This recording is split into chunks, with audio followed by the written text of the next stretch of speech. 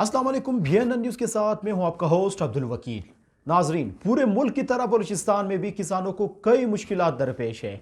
मेरे साथ इस वक्त प्रोग्राम में खालिद हुसैन साहब मौजूद है जो चेयरमैन है किसान इत्तेहाद के। किसान इत्तेहाद एक सियासी तंजीम है।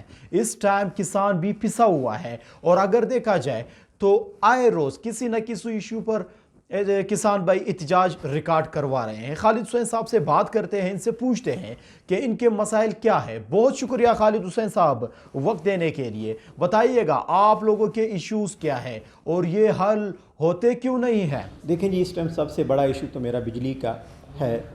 जो आपको पता है बलूचिस्तान में जो ट्यूबवेल चल रहे हैं उसमें जो कनेक्शन थे उसमें 2 या 3 कनेक्शन लाइनमैन ने कहा कि आपकी अगर कास्ट ज़्यादा है तो आप 2 कनेक्शन लगा लें, उसका पर मंथ मुझे 8,000 देते रहें। तो मेरे किसानों ने लाइनमैन को वो पैसे दे के वो कनेक्शन चला रहे थे, जिसके बाद में बहुत कोशिश की कि उसको रेगुलाइज़ किया जाए, उसके रेगुलाइज़ नहीं हुआ।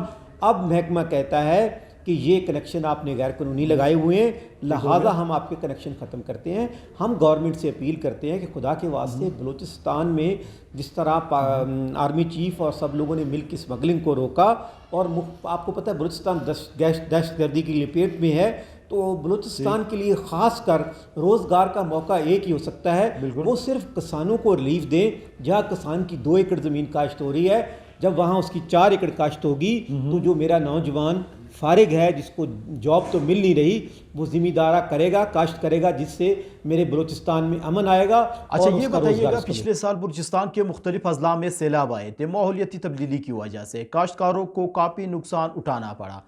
हुकूमत की तरफ से कोई सब्सिडी या कोई रिलीफ मिला किसानों को? जी बिल्कुल, बहुत बड़ी ज़्यादती है। बलूचिस्तान में जिस तरह सैलाब ने तबाही मचाई, आज तक मेरे किसानों को कोई रिलीफ नहीं मिला। बल्कि जो डैम बनाए गए, जो गवर्नमेंट ने डैम बनाए, उस पे इतना जुल्म किया कि वो डैम 2 नंबर थे। अंग्रेज़ के दौर के डैम टूटे नहीं, जो इधर ठेकेदारों ने करप्शन लेके वो डैम बनाए थे जिसमें नीचे मेरी आबादियाँ थी, वो डैम टूटे, जिससे मेरे लोगों की जानें भी ज़ाय हुई, फसलें भी तबाह हो गई।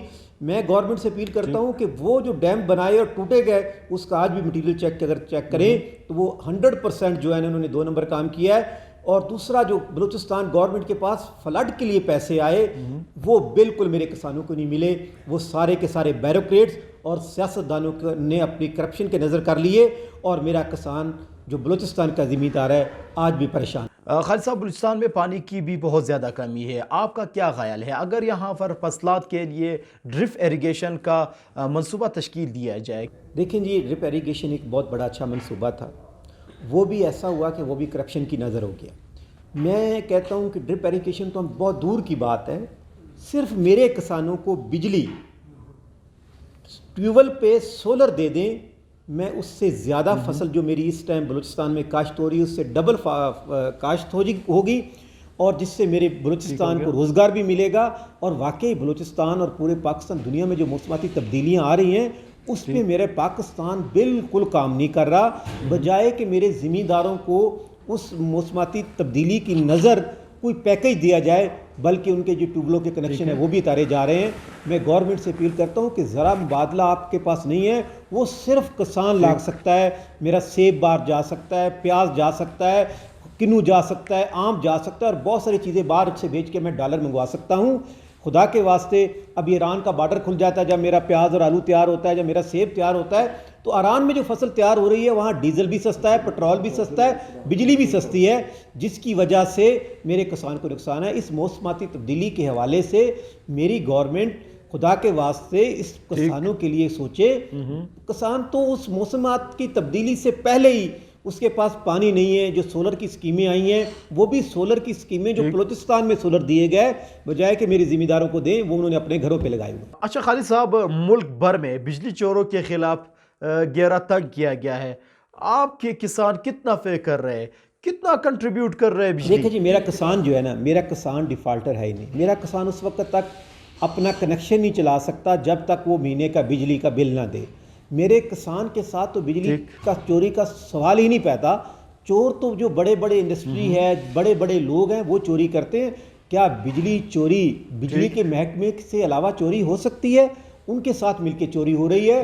گورنمنٹ کو یہ تاثر دیا جا رہا ہے کہ ٹیوب ویلوں کے بل نہیں دیے جا رہے, بلوچستان میں ٹیوب ویلوں کے بل پیڈ نہیں ہو رہا ہے, بجلی چوری یہ کر رہے ہیں. خدا کے واسطے یہ گورنمنٹ کو اور میرے انٹیلیجنس اداروں کو, آرمی چیف اور سب کو گمراہ کر رہے ہیں کہ کسان بجلی چوری کر رہا ہے. خدا کے واسطے ہم نشاندہی کرتے ہیں کہ کہاں کا بجلی چوری ہوتی ہے. میرا کسان نشاندہی کرتا ہے کہ فیکٹری کھاد کی کہاں 2 نمبر بن رہی ہے.